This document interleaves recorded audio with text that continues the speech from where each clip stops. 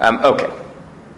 So, what I want to deal with, and this will take us more than one day, is the question of what material can the beged be made of? Can the garment of the tzitzis, not the strings of the tzitzis, but the garment be made of to obligate one in tzitzis on a biblical level and on a rabbinic level, or not at all? And these are really, in the Gemara, it's two sugyot. The Gemara in Lametet is dealing with the question of whether, biblically speaking, anything besides for wool and linen, right, beged made of anything besides for wool and linen, is obligated. The Gemara makes it very clear in Memon Bet that leather is not obligated rabbinically, or biblically or rabbinically. So what we need to figure out is basically, right, three things, right? Which are biblically obligated, which are rabbinically obligated. Why is leather not obligated at all? Right? We need to analyze that conceptually. We'll deal probably with the first questions today. Then, halacha l'maisa, and like I said, I don't need you to read all these sources in Seder, but I have them so that here we can cover them, is based on the conceptual models that we present. What do you then do with synthetic materials? And that will divide between synthetic materials in which you make a full non-holy beged, or mesh, right, which is even more complicated. Mesh we will have to keep in the back of our mind, because that is yet another complicated question, which is what we'll do afterwards, which relates to size. Right, we'll see that the size of the beged is important, but the question is size only about size, or is it also about quality? Right, mesh is not just about material, but about quality of the beged. Right, is something that's see-through and is full of holes, is that considered a beged at all? Those are the questions that I want to deal with. Again, it's really three different sugyot. It's lamed ten amud bet, mem amud bet, and then size is mem aleph, mem amud bet from mem aleph amud aleph. But we will do this, right, methodically. Okay. So let's start with the Gemara. So how does the Gemara get into this discussion? Right. So the Gemara, right, gets into this discussion because it's discussing what? Yeah, specifically which strings can be used for which, right? Which strings can be used for which beged, right? So the Gemara says, "Amar Shmuel." Gavi, you want to take it? Sure. Amar Shmuel. Amar Shmuel, Mishneh Levi, Chutei Tzemer Potrin Bishal Pishtan. So wool strings are allowed to be on a linen beged. Right. Well, not just are allowed to. What's potrin? Or not. You're a potter. No, potrin. They make it makes it. Meaning, right? It counts as tzitzis. So now you can wear this garment.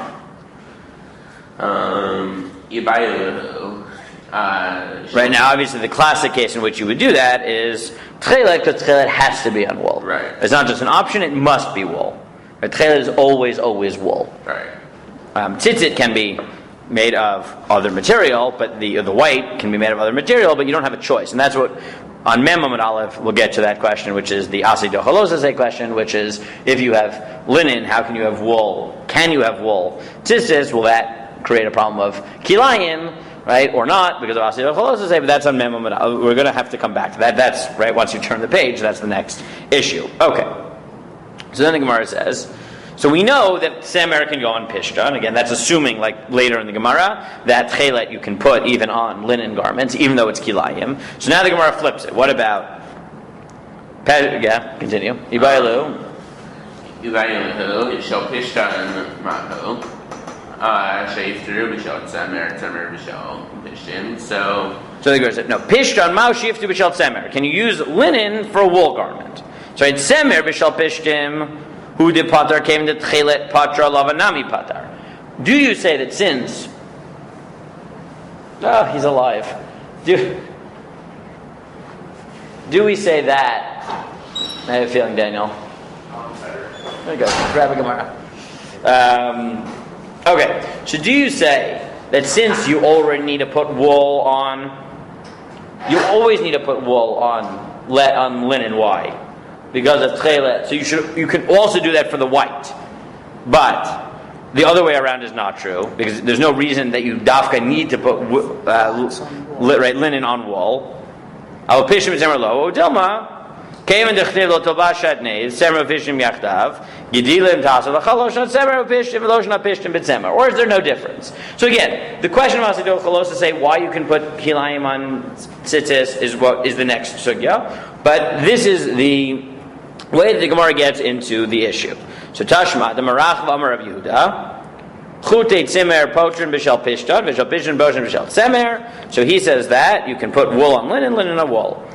And then the next line is what we need to focus on, which is Chutei tzimer upishtim potrin b'chol makom afilu b'shirayin.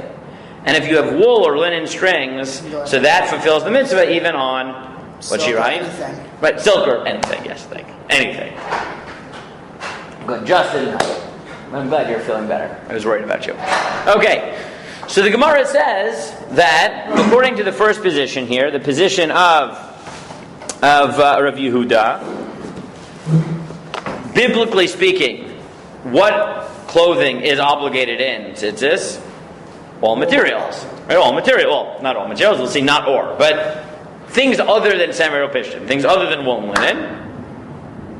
And when you're making the strings, what type of strings can you use for shirayin, for a silk, let's say? You can always use wool and linen. You can always use wool and linen. And this disputes who? Rav Nachman. Good. Upliga de Rav Nachman, because there's another guess. The next line. Damar Rav Nachman. Hashirayin pturin min hatzitzit. Silk is...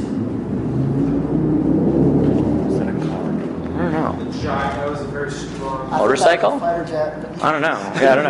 Hashirayin pturin min hatzitzit. Silk is exempt.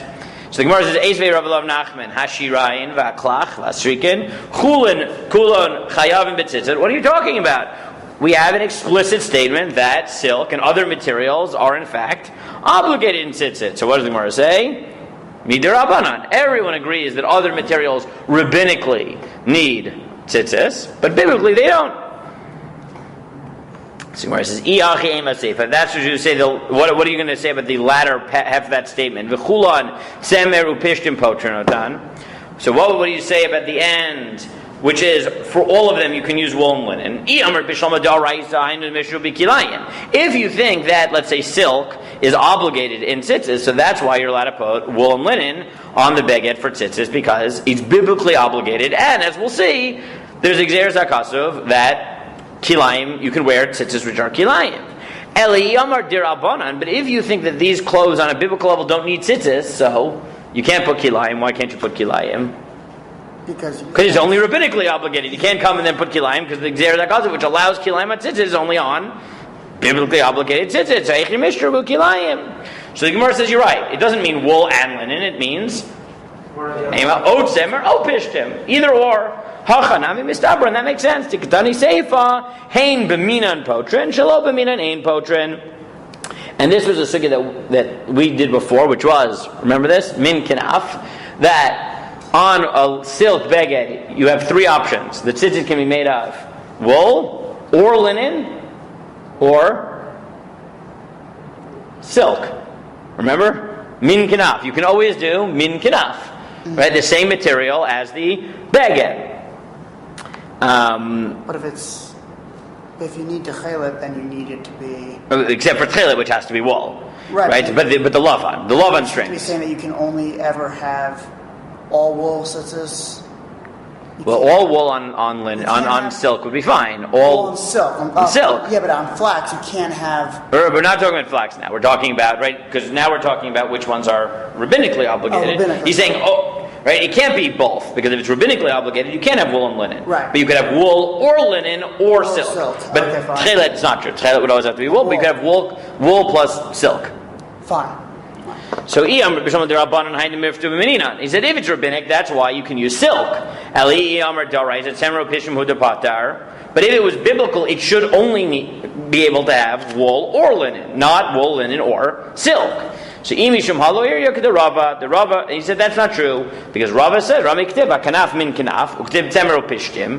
And this is the sugya that we already did in Shir, which was from HaKanaf, we learned that the tzitzit strings have to be the same material as the beged. But elsewhere it says it can be wool and linen. HaKetzad. So the Gemara says, this is the halacha. Semer upishtim potran bein b'minan, bein shelo b'minan. Wool and linen will exempt any material.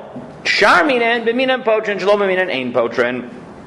But other material, you can make the tzitzis the same material as the beged, but you can't use silk on cotton, let's say. For Rav Nachman, Kidetanid Be'Rav Yishmael, the Tanid Be'Rav Yishmael, Hoel v'nemru begadim b'torah stam. And why does Rav Nachman think you can only use wool and linen? Sorry, you can use even shirayim. He says because the Torah says begadim, upar la'achaz b'echad me'ed semru pishtim, af kol semru pishtim. He says when we talk about begadim, we talk about wool and linen. And if we talk about it in one context as wool and linen, that means whenever we mean beged, we mean wool and linen. And Amar Abaye, Tanir B'Ri Yishmael, Mafkam Idach Tanir B'Ri Yishmael, the Tanir B'Ri Yishmael, Beged Enli Beged, Semra Minayin, the Rabot Semra Gmalim, the Temar Navim, the Notes Shel Izim, Baklach, Vasrikin, Vashirayim Minayin, Tamad Lomar, O Beged. He says, how does he know you can use any material? Because it says Beged, from which we assume wool and linen, and then O Beged, which is the extra O, teaches us any material. Okay? So let's focus on the central question. So we have a machloket in the Gemara. Are the only begadim that are obligated in tzitzit those made of wool or linen, or any material but not leather, but we'll get to leather later? Okay. So, simple pshat in the Gemara. What is the machloket? How does the Gemara present the machloket?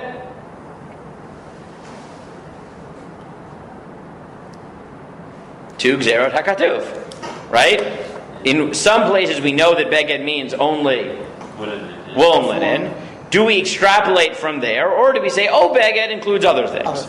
Right? But let's push it a little bit farther. Really, what's the machloket? Right? Cotton versus not So no, it's not wool mixed with linen. Wool or linen. Wool or linen. Would it be? Oh, okay. Wool or linen. Fine. But let's think about it conceptually. Okay, always methodologically. If you have a machloket, and you want to figure out what it is conceptually, so how do you start figuring it out? What do you start with? The easier side, right? The easier side. So I asked you, right? If I asked you and I said, do you think that a piece of clothing not made of cotton, let's say, right? Do you think that a cotton beged should be obligated tzitzis? If you didn't know the Gemara, what would you say? If you didn't know the Gemara, which would be more likely? And then we'll start with that. Yes, good. Why?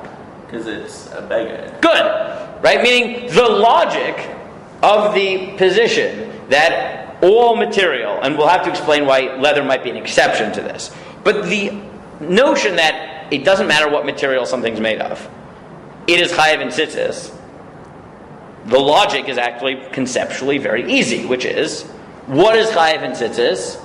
Clothing. What is clothing? Something you wear. That is clothing. That is all there is to it. Right? That is actually conceptually very smooth. Right? It doesn't sound like you need Xeris HaKasav. I mean, the Gemara presents O Beged. So you could say it's just Xeris HaKasav. Or really, what is it saying? O Beged, or any other clothing. These clothes, those clothes, whatever clothes are clothes are clothes. Tzitzis, you put, what does the Pasuk say? You put it, Akanfot Bigdayhem, on the corners of your clothing, and clothing are clothing. Clothing's what you wear. Like, what do you want from me? What do you making, giving me a headache and conceptually analyzing, what does it mean clothing? Our clothing, our clothing.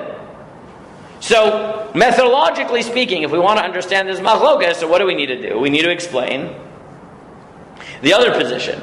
Right? The position that all materials are obligated biblically makes sense. It just means that tzitzis, a four-cornered garment needs tzitzis, and a garment is that which you wear. That's the definition.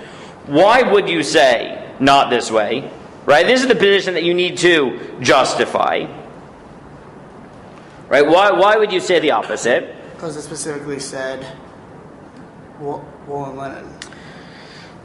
So what you're going to have to say, right? So look, if you have the right, if you look at the psukim, so it's actually a machloket in the Rishonim which pasuk is being quoted here.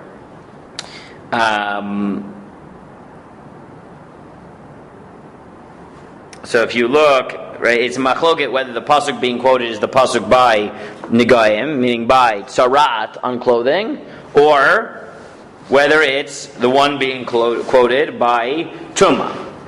Right? If you look at the last Tosos, right? What pasuk is the proof? So peirush b'kuntras b'nigayim ktiv. Rashi says the relevant pasuk is by tzarat. So look at Dalid. If you have the Orat, you all have the Orat Shalim, right? Yeah. Oh, here? Yes, you have the pasuk. So look at Dalid in it. So the first one is what Rashi thinks the pasuk is, which is habeged ki yifyavo negat tzarat. If you have clothing which has tzarat, biveged tzemer or biveged pishtim. Right? Either wool or linen.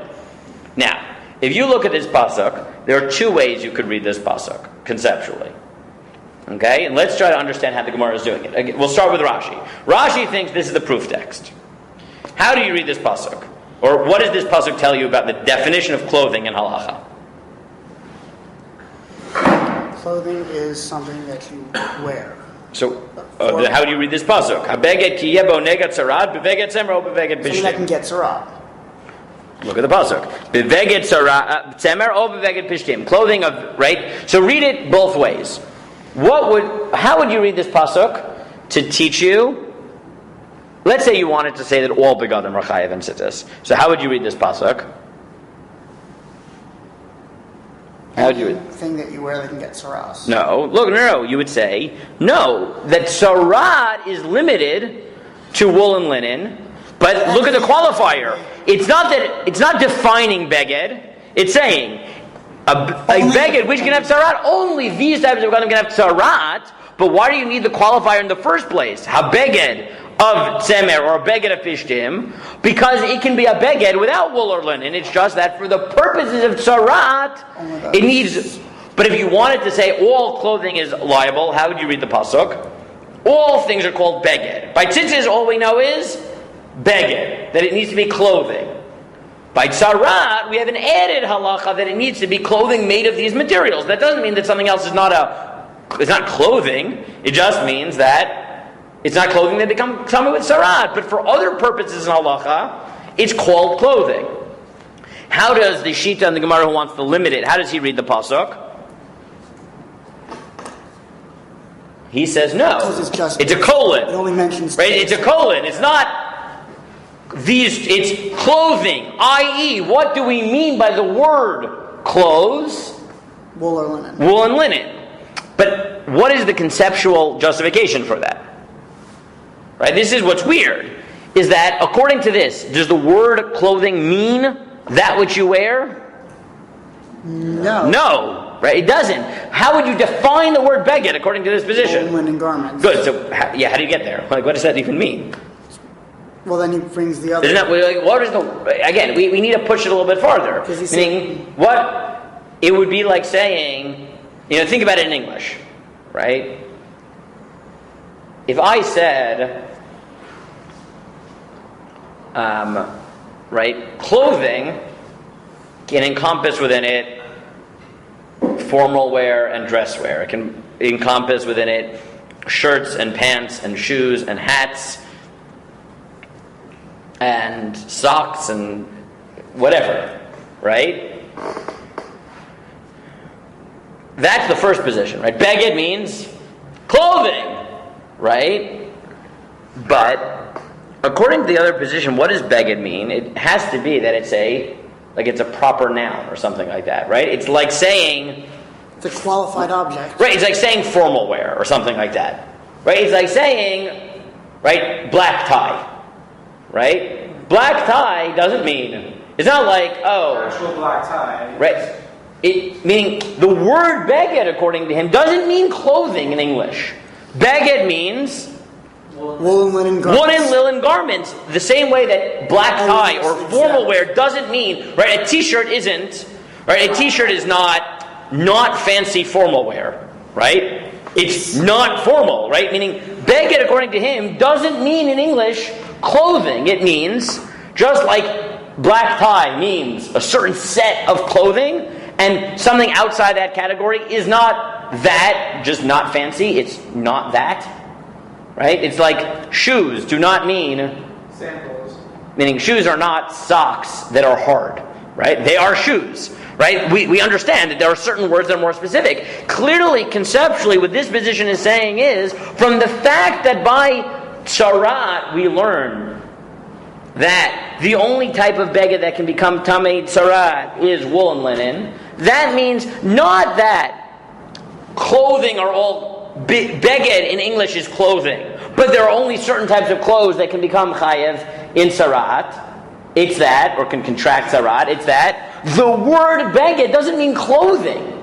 It means a subcategory of clothing, right, made from the most halachically recognized materials, which are tzemer or pishtim. Right, that's clearly what the Shita is holding, is that the word beged in English doesn't mean clothes for halachic purposes. It means, right, it's a more limited referent, right? It has more limited reference. It means whatever, right? Wool and linen clothes, just like formal wear, doesn't mean all things. It means a specific subset. Now, this is the pasuk that Rashi thinks it comes from. Continue in Tosfos, though. So he says, "V'kasha chadading den tzarich lichrod o biveged dachiktiv gabi negayim." So he has a few drasha questions.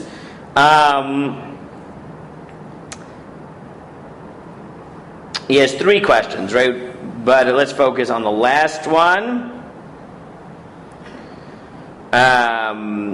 You know what? Let's not focus too much on his. He has three problems with this.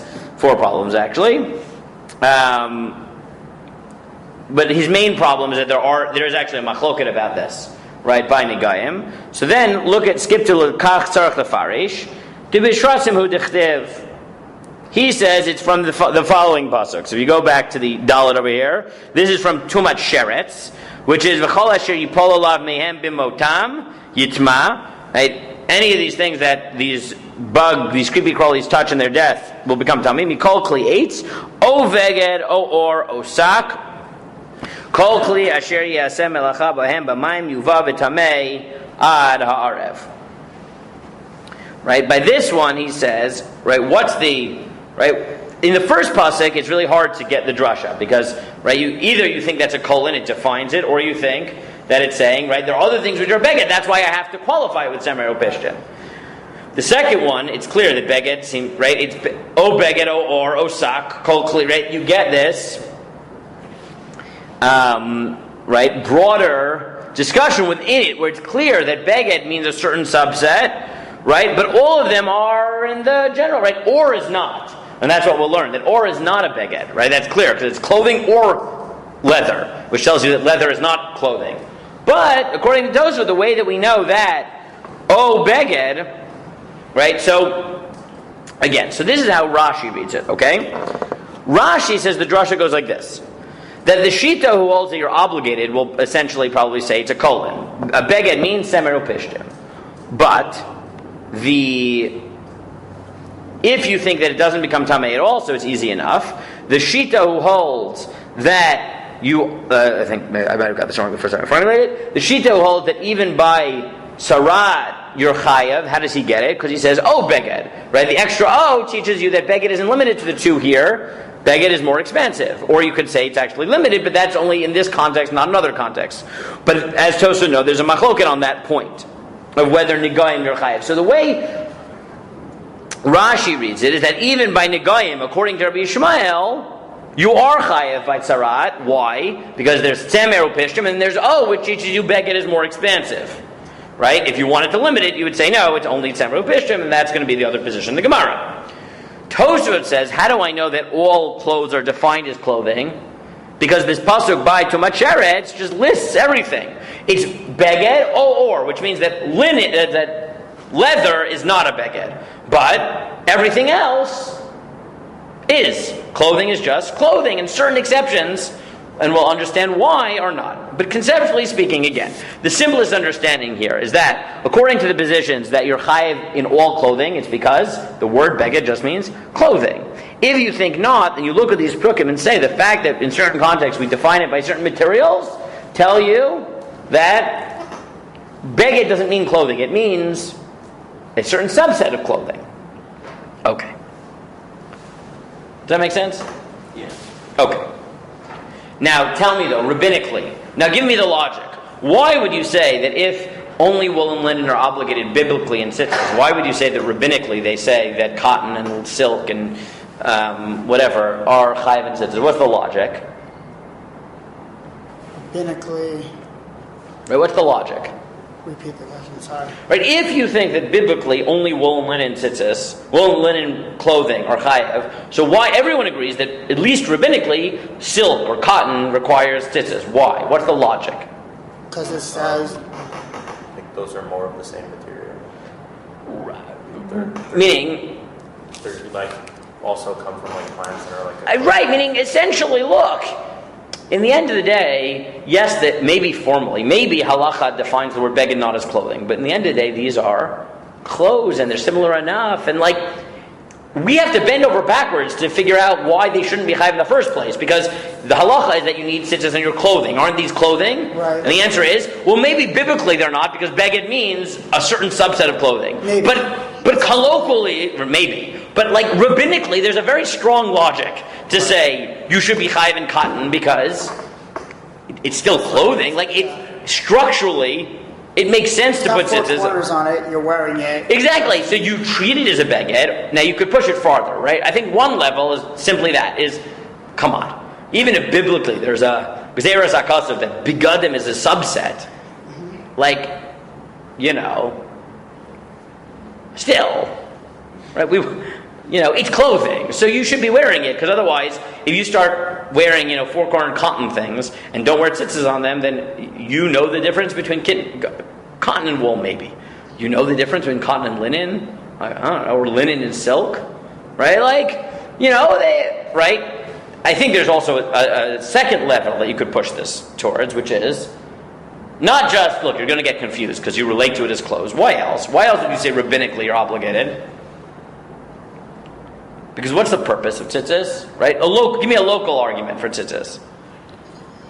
What's the rabbinic argument for it? What's right? Think of a local. That's a general argument, right? Which is rabbinic law basically takes something which, in most people's head, is similar, even if formally might not be, Generalize it to and says, look, formally, biblically, it's only certain types of clothes, but in your head you don't really know the difference. So all clothing.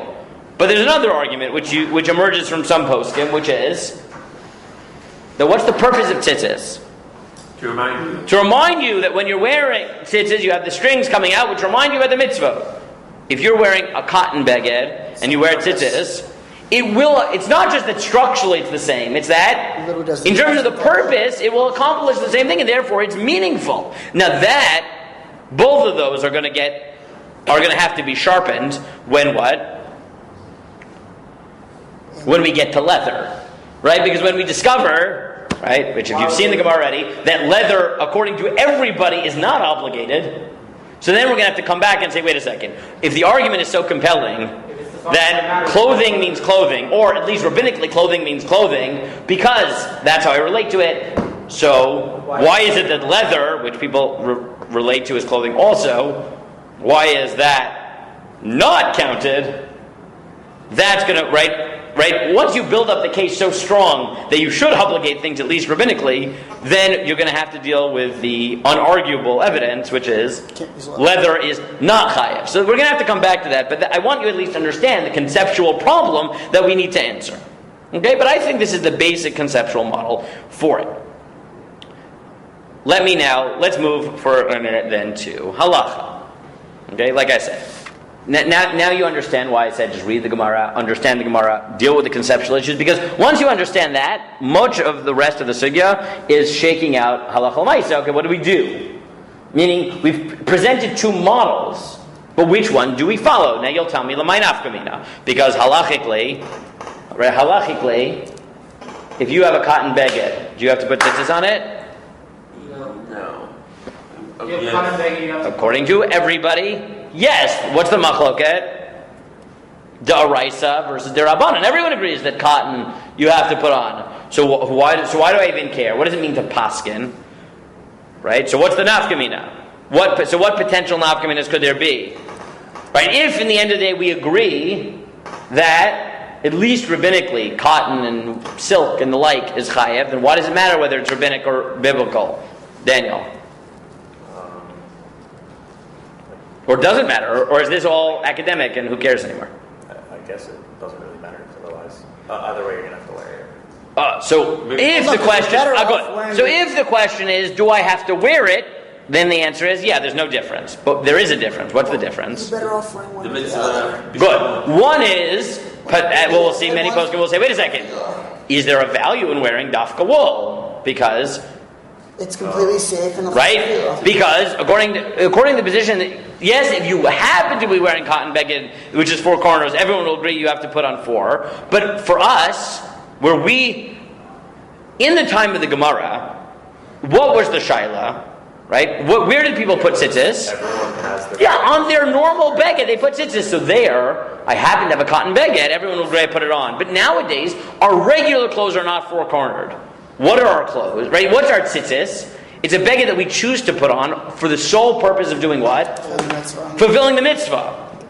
So I get it. In a world where the question was, do I have to put tzitzis on my clothes, like my normal clothes? So lemaisa, is there any difference? No, because I need to put on tzitzis. But when the question is, wait a second, my normal clothes don't have 4 corners, and I'm going to go out of my way to fulfill the mitzvah, now is there a difference? Yeah. Yeah, because if you think all clothes are obligated, doesn't matter what material, then I've gone out of my way to fulfill a biblical mitzvah. But if you think that cotton is not chayev, then I'm going out of my way to put on something that biblically is absolutely meaningless. Right? Absolutely meaningless. And only rabbinically is it meaningful at all.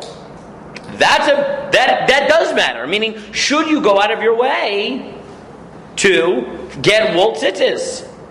That's one possibility. That's relatively low stakes. Now, higher stakes will obviously be if you're dealing with kilayim. Right? Kilayim is much bigger. Because as we said in the Gemara, the kilayim question hangs on this.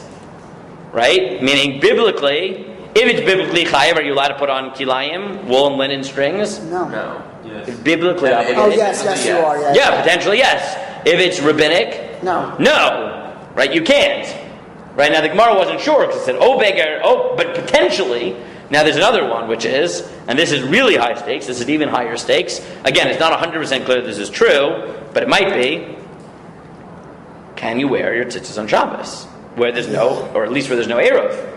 Right? If it's biblical, then the strings are meaningful. If it's rabbinic, according to many poskim, you can't wear it because biblically this is meaningless strings, and therefore it's carrying. So if you wear it, you're chayav misa. Right? You'd be put to death. That's already right. And if you're a Soloveitchik, right, you can ask Yosef, then you won't wear your tzitzis, ki huzat, right? You just won't wear your tzitzis, right? On Shabbos. Unless there's a trusted Eruv. Unless there's a trusted Eruv, and that's why I was very proud, because he asked me, can I carry where you live? Because he wanted to wear his tzitzis at least. And his great uncle said yes, because I convinced his great uncle that our Eruv was good, even Mishpachat Soloveitchik, and so he wore tzitzis. Modi'in or Efrat? No, Efrat, not by Modi'in. By Modi'in, there's no way the Briskers are carrying in Modi'in. But where I live in Efrat, where there's walls around it, and in a Chanami, walls are pretty darn good as Eruv and go. So the stakes can potentially be quite high. So how do we paskin? So Rashi, Tosfot, how do they paskin? How do they paskin? Did you get to it? I know I told you focus on the Gemara because really this is not so hard. Okay, really just look.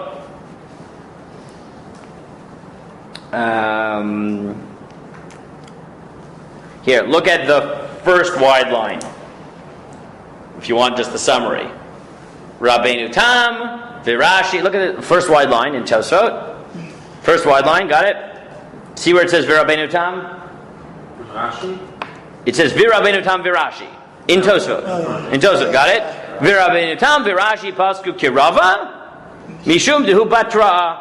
So there's a rule that the Balei Tosfot were big fans of, which is when in doubt, you paskin like the leader Amora. Why? Halacha-theory. Why? Why? The later? The later. They've seen more opinions? Because they've seen the earlier opinions and made their decision in light of their knowledge of the previous opinions. It's not that they're not greater, it's that the later opinions are, right? The earlier positions may be greater, but the later positions are saying, in light of everything I know, including all the earlier positions, what's the halacha? So there they paskin like Rava. Now going back to that, what does that mean? According to that, Rava paskins which way?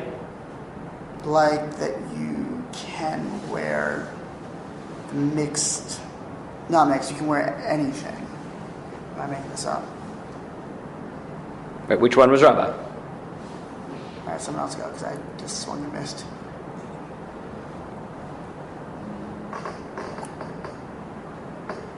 Rava says you're chayev. Enough many times. That's chayev. Right, you're obligated. Right, the Ashkenazi position is you're obligated.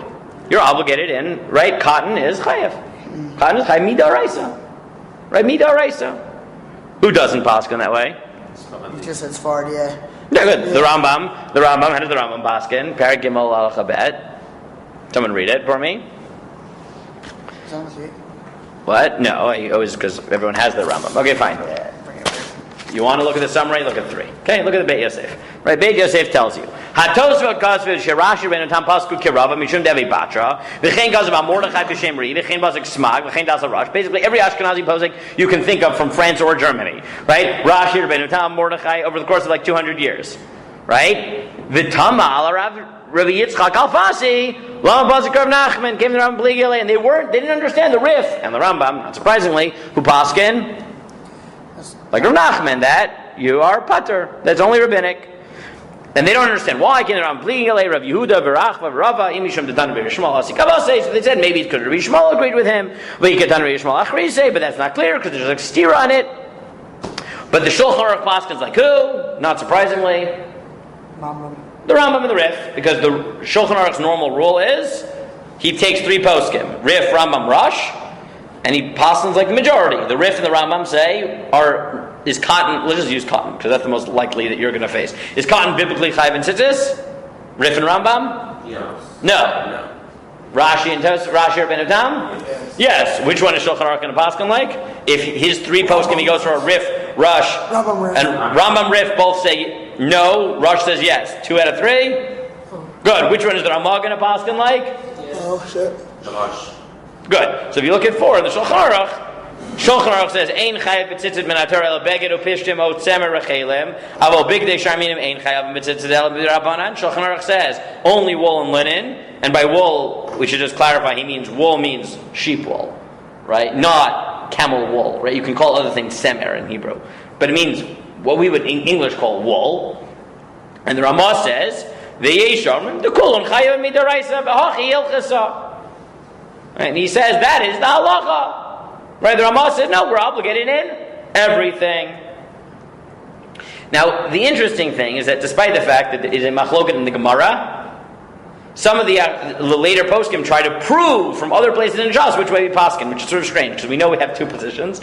It's even weirder because some of them point to the Mishnah in Kilayim number 5, that ein asr mishum kilayim el etzemer upishtim, that by kilayim, right, obviously it's semer upishtim, ve'einu mitami bin goyim el etzemer upishtim, ve'en kohanim lovshin l'sham v'ed hamikdash el etzemer upishtim. The kohanim only wear wool and linen in the Beit Hamikdash. It only becomes tamei, some tzarat, if it's wool and linen. And the Aruch HaShulchan and says, about Tzachayim, maybe Riley's and Mishnah, Reish Barak, Tet Degilayim, the Chashav Milei, the Semer Upishtim, the Chashav at the Tzitzit. So the Aruch HaChaim looks at this Mishnah and says, look, it doesn't mention tzitzis, which sounds like tzitzis is all begadim, and that only these 3 halachot are only tzemer upishtim, namely what the kohanim wear, kilayim and tzarat. And he says, maybe not. But he says maybe not, because everyone agrees that other begadim are at least chayv midrabanan. So these are the 3 which are totally meaningless if they're not wool and linen. Maybe tzitzis is biblically, but it's a really weird. I'll be honest, the whole thing is weird. Meaning the Gemara knew the Mishnah. And the Mishnah and the Gemara still had a machloket. So I don't think you can find a Mishnah that proves one way or the other within the Gemara. It's a very strange methodology. But that's the machloket. Now why does it matter? So as I said, right, when I said those 3 reasons that it matters, so look at the Mishnah Berurah. That's who says why it matters. He says, Af titzarach levarach al mitzvah shemi d'Rabbanan. He said, obviously, if you wear cotton tzitzis, you have to make a bracha, according to everybody. Yes, because at least it's rabbinically chayav. But mikol makom nafka min alein kama dvarim. But there still is a difference, which is aleph. If you have a choice, it's better to do it biblically. 2 is so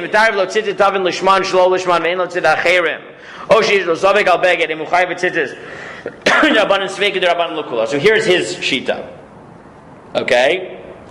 What if you don't know whether the tzitzit was tied lishma and you have no other tzitzis?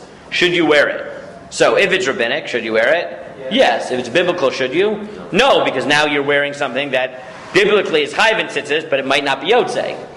His most fun is number 3, which is, and this is something that we mentioned, let's say you're in public, and the only thing you're wearing is a 4-cornered garment. Okay? You're not just wearing, you can't just pull your tzitzis out of your shirt, right? You're wearing a toga. Yeah. Well, you're doing that, but you're wearing a toga. It's not technically a 4-corner garment, though. That's why I just said it. Oh, you're wearing a toga. Right? That's all you're wearing. You're wearing a toga. And the tzitzis rip. You got a toga and you put tzitzis on it, and now they rip. So, what do? What's the halacha? Biblically speaking, You have to take off. you take it off. Yeah. You take it off. You're violating a biblical prohibition. You're in public and it's embarrassing. The answer is, too bad. Right? Too bad. When it comes to biblical law, too bad. Again, this is a wool. This is a cotton toga. Either way. I don't know. A cotton toga. Fine. So, Strictly down from the university campus. but if it's rabbinic, so what's the halacha? Do you have to take it off as soon as one of the tzitzis rips? No. No, you wait till you get inside. So he says, "Imu yoshev etzibro v'nivzagach metzitziyotav b'chol dimu v'nirabanan yishnom kavod rabbi docha derabanan meno chayet mechuyev take of livshot talita." He said, if it's rabbinically obligated, so you can leave it on, find the closest bathroom, and change into your clothes.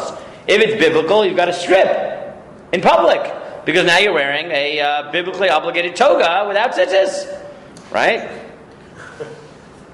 That would be a fun sight. Someone just wearing a toga in the middle of like a town. Correct, and then they just pull off their toga, and they're like, how you pulling off your toga? I have to, because the tzitzis ripped.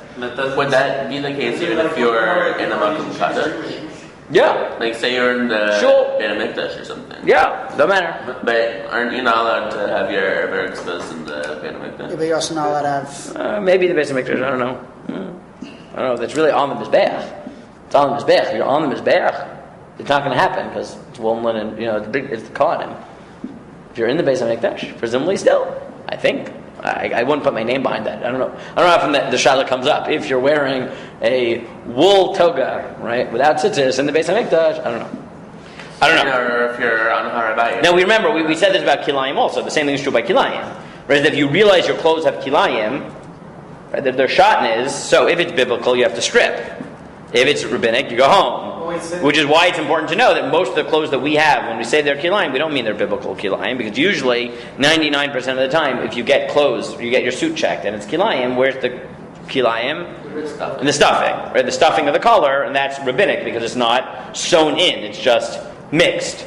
But if it's just mixed, it's only rabbinic kilayim. Same principle. Didn't we say that it's the only exception for being mixed? Well, Are we saying that tzitzit is the only exception towards being mixed, or no? yeah, but that's not what we're talking about right now. We're talking about you have cotton tzitzis with cotton strings, cotton beged with cotton strings, and then one of them rips. So if it's biblically obligated, you have to take it off in public. If it's rabbinically, you don't have to. Mishnah Brura says, in number 8, V'yesh v'yori shamayim yachmar la'atzmo lachush l'deya harishona. So Mishnah Brura says that even though the Ashkenazi position is that our cotton begadim chayev, yes, but what does he say? He thinks that you should try to wear wool ones. He says that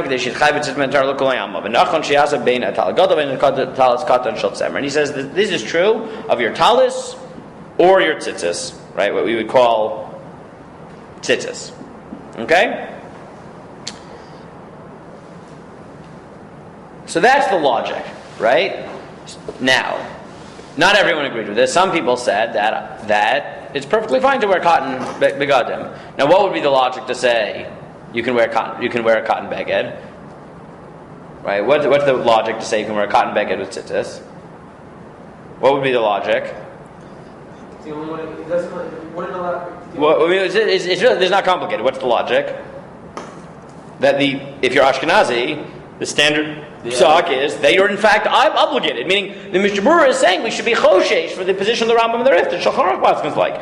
But if you're Ashkenazi, Then everything's kosher.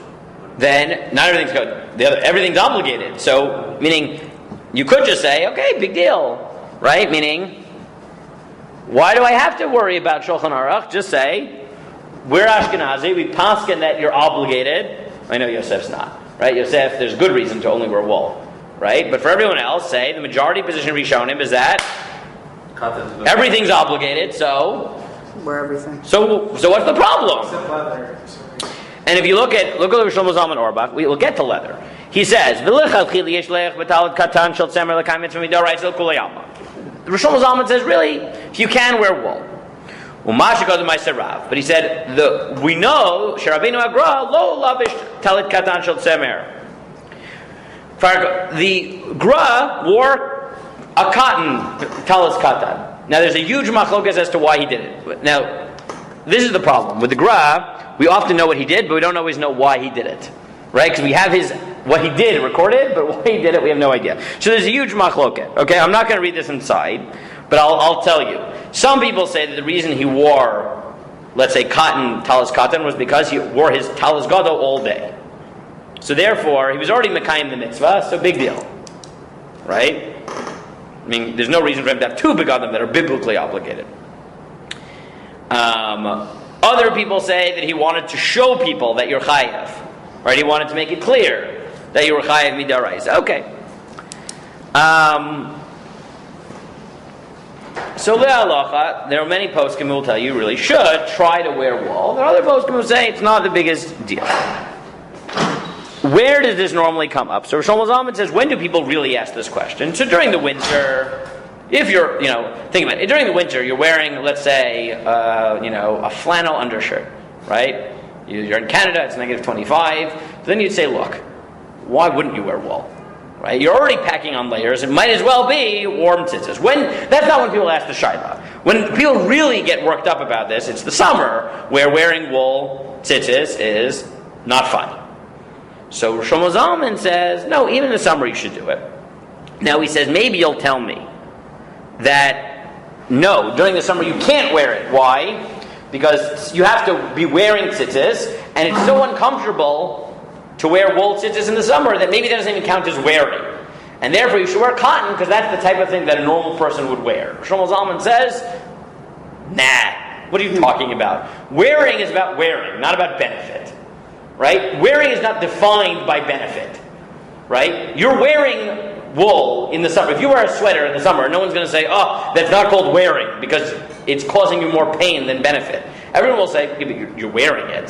So he says the same thing is true of tzitzis. Now he does note that there's a Tosfos that implies that it's not true, that if you don't get hana, maybe it doesn't count, but that's not the simple pshat.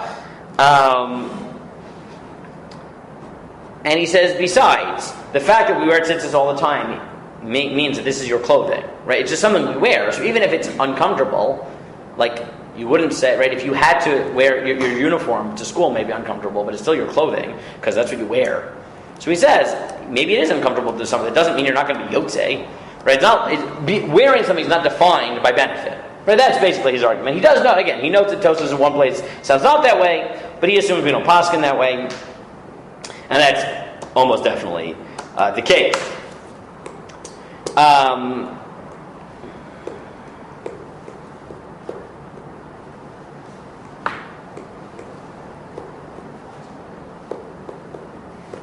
Right, if you look at Shulas Van Hakos,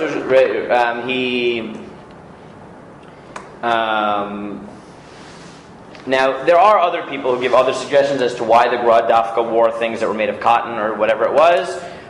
So one person said that maybe it was he used to wear a linen coat, right, a linen shirt, and he was choshesh to Rabbeinu Yonah's position that if you're wearing a linen shirt, you aren't allowed to wear wool underneath it. Another possibility, I heard Ray Simon suggest that maybe he was choshesh for the balamor. Remember the balamor? That tchelet makev et alavan, if you don't have tchelet, you can't even wear white. So if you're wearing cotton tzitzis and it's only midrabanan, so then it's not a problem biblically. So maybe that. All right, there's all types of suggestions. It's all speculation. But in general, the poskim do suggest that it is preferred to wear wool. It's preferred to wear wool tzitzis because then you know you're being chayav midaraisa. Again, is it absolutely obligatory? No. Right? It's not absolutely obligatory. But in general, the poskim are into this. And in 11, I gave it to you. Again, I'm not going to read inside. Rav Moshe Feinstein says more than that. The Gemara on Mem Aleph tells the story of Rav Katina, who the Malachim said that people don't wear tzitzis, so when God is angry, he punishes them. And they said, why? Right? Meaning, you're not chayav to wear tzitzis, it's just that if you have a four-cornered beged, you have to wear tzitzis. So how could you say God gets angry at the people who don't choose to wear four-cornered garments? And he said, look, it's not punishing you, but when God is angry, whatever that means, right? He looks for the people who go out of their way to be Mekayim mitzvot. So Moshe says, look, the same thing is true. What? To not be. To be Mekayim mitzvot. I mean, you don't have to wear a four-cornered garment. But the people who don't go out of their way to be Mekayim mitzvot, when it's so easy, God says, what are you doing? You had such an easy way to Mekayim a mitzvah, he gets angry. So Moshe says, what's the logic of everyone who says you should try to wear tzitzis that are wool? Because, at the end of the day, right, we know that it's not just that the way we treat tzitzis is that we try to go out of our way to Mekayim a mitzvah. Once you're doing that, you should do it according to everybody. Right? You should try to do it according to everybody.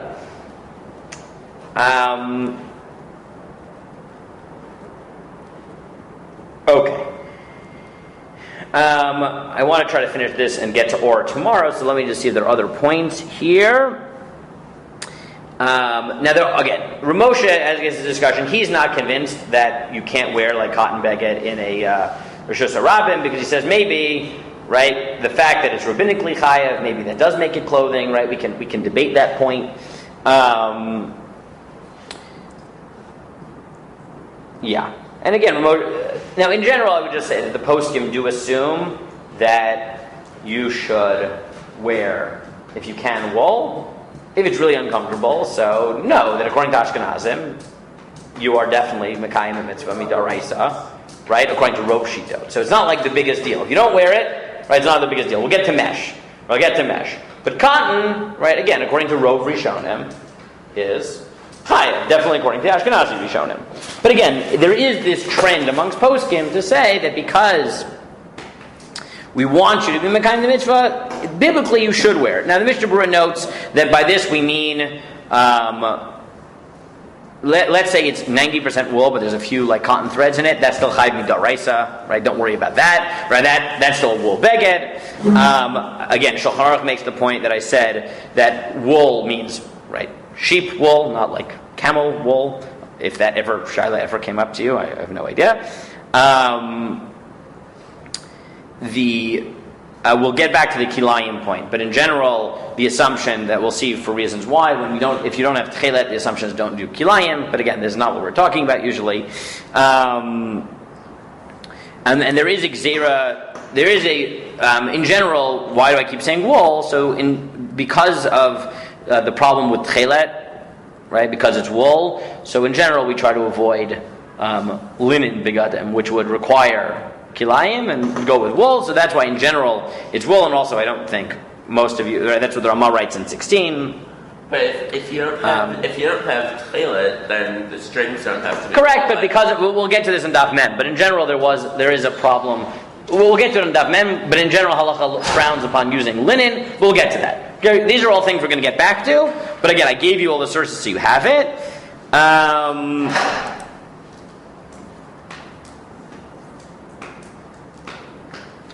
So the Rajba just says, why is it that by other begadim you put on wool and linen tzitzit? So his argument is called the tikkun rabbanan, dein daraisa tikkun. Now whenever the rabbanan make a rule, they try to mimic it on the daraisa. And since according to the position of the cotton is not chayav, and only wool and linen is, that means that Right? Why is that you're allowed to put wool tzitzis on a cotton beged? Because since, according to that position, everything is modeled on wool and linen, so obviously wool and linen are going to be good enough. That's the Rajba's point. He clarifies some of the points that we talked about in beged, if you want to look at it, but that is in 17. But let's leave it there. That's really conceptual question number 1. Okay?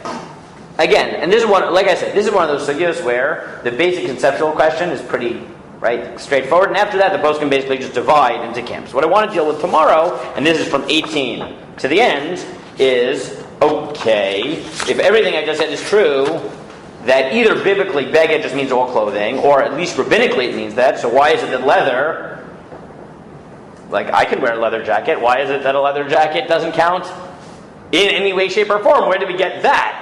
So that's going to be the Gemara on Memam and Bet. And that halacha is very important because that is a very, very common halacha, because even if you think cotton is chayev, polyester hangs on how you understand the exemption from linen, from leather rather. So what we're going to do tomorrow is this again Memam and Bet about leather. There you really do have to look at some of the mekorot on this. And then the day after that we will do size. Okay?